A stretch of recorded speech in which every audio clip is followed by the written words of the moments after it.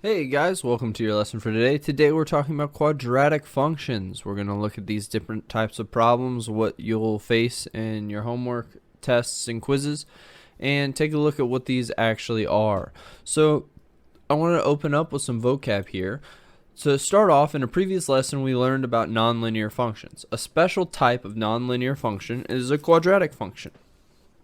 A quadratic function is a function in which the greatest power of the variable is 2. That's meaning instead of having x, we're going to have x squared. We're not going to have x third or x to the fourth. We only can have x squared to have a quadratic function. The graph is U-shaped, opening upward or downward. I want you to say parabola. Say it right now. Parabola. Parabola. This is what we are going to call this U-shape because that is the terminology we use. This is a parabola. This is what our quadratic functions look like. Sometimes it's only part of this little U-shape, but sometimes it's only part of our parabola that we actually see. But overall, it still has that invisible part that's shaped like this. So make sure you know that and can identify what a parabola is. It's called a parabola, and that's the terminology I will use and you will use as well. So to start off, this is a type of problem you could run into. Chris kicked the soccer ball straight into the air. The height in feet of the ball after t seconds is found by the equation h equals a negative 16t squared plus 40t plus 2. What is the height of the ball after 1.5 seconds? Now, something we can look for in a problem like this is, well, first of all, it's a negative number in front of your variable. When you have a negative coefficient in front of whatever variable you have here squared, your parabola is going to be facing down. And that makes sense, right? If I kick a ball up, it's eventually going to go down, and we're going to get this parabola shape. When it asks you what the height of the ball is after 1.5 seconds, all you need to do is plug in 1.5 for your variables here. So I have negative 16 times, instead of t, I'll put 1.5 seconds squared plus 40 times this 1.5 plus a 2. So what is a 1.5 squared? Let's go ahead and find out on our calculator. I'll type in a 1.5. and I'll square it. I get 2.25. Let's go ahead and multiply that by negative 16. Multiply that by a negative 16, and we get a negative 36. So I have negative 36 from this whole thing, plus 40 times 1.5, so 1.5 times 40 gives me 60, plus 2. So 60 plus a negative 36, 24 plus 2. So the height of the ball after 1.5 seconds was 26 feet because it says h is in feet. Make sure you know how to do problems like that because you will see them. Let's go ahead and take a look at what graphing these kind of look like. So here's a problem that we have a graph. And it says graph y equals x squared. When you're graphing y equals x squared, when you're graphing a quadratic function, and this is why we practiced it earlier, I want you to use negative 2, negative 1, 0, 1, and 2. I want you to use those numbers.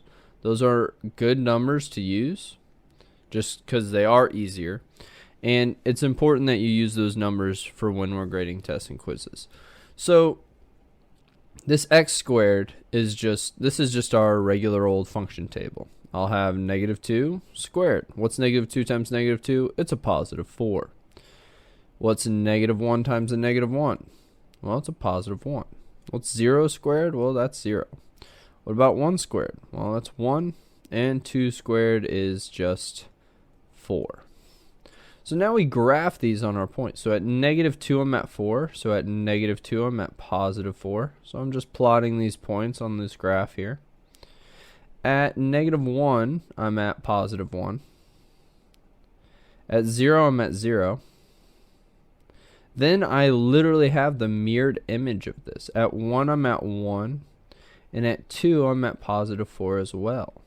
And that's how all these parabolas will shape out to be. Hopefully your line looks a little bit better than mine. Whoops.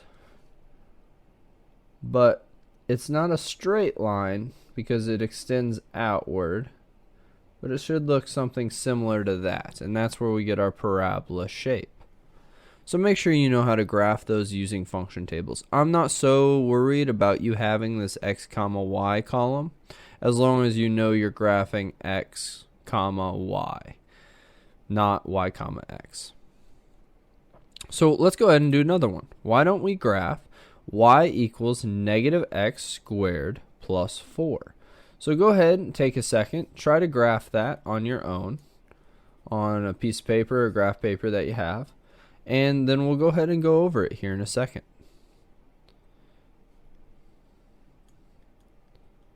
So you should have had plenty of time to pause this and graph it. So we're having negative x squared here plus 4, and that negative x squared might be a little difficult for us, so it's important for us to go over it. I might just switch to straight black here so that you guys can see this because it's important. So what's important for us to know is if I have negative x squared, I have this negative 2 in there. I have this negative 2 in my parentheses with it squared, but I have a negative out here. So that means whatever I have here is going to eventually be negative. So negative 2 squared is a positive 4, but then I have to add that negative right in front of that 4. So now I have negative 4 plus 4. That gives me 0.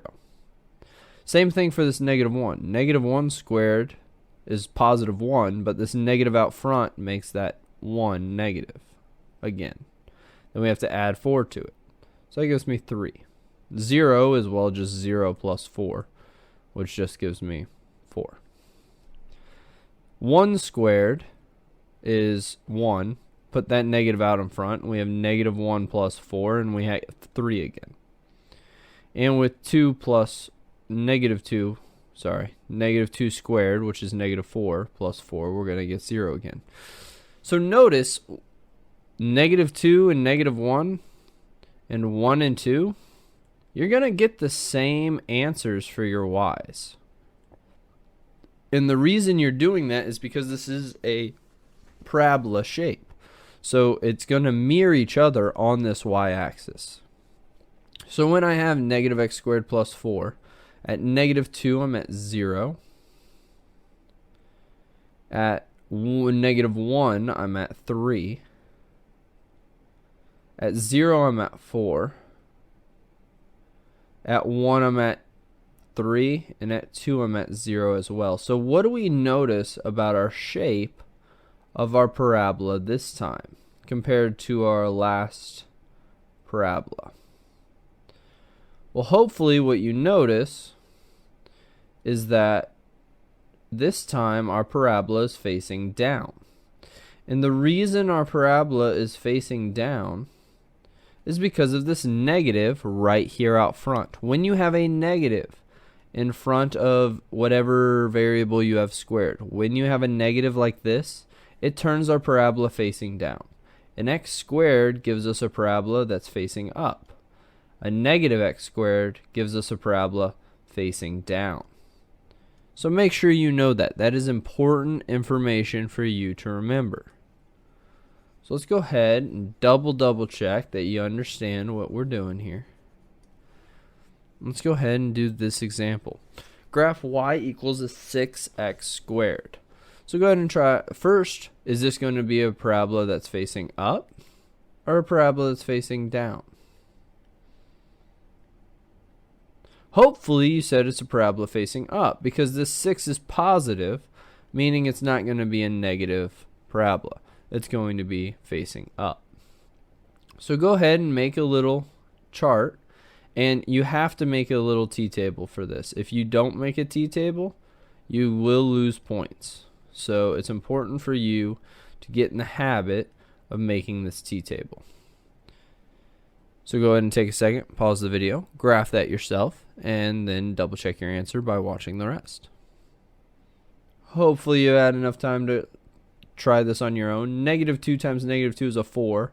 So I'll have a 6 times a 4 here, which is 24. So I can already write that down here on my 2 as well.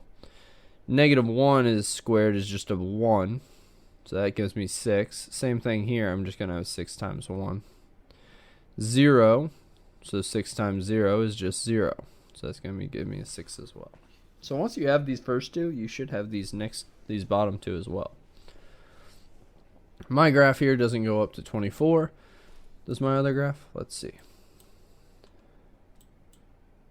Yeah, it barely goes up to 24. So when I was at -2, I was at 24. When I was at -1, I was at 6.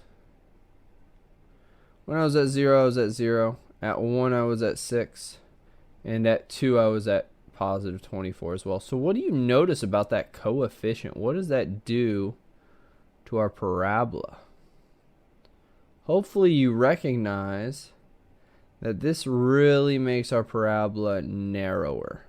So a large coefficient out in front of your parabola is really going to narrow this wide parabola shape, and it's going to make it a lot skinnier, more like a V shape than our regular use. So that means if I have something smaller, like if I had 1/2 x squared, that's going to make it even longer. But I don't think we really need to worry about that right now, but something just to keep in mind for the future.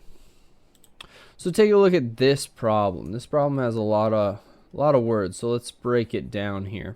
The function d equals 4t squared represents the distance d in feet that a race car will travel over t seconds with a constant acceleration of 8 feet over second squared. That's where we get our squared from.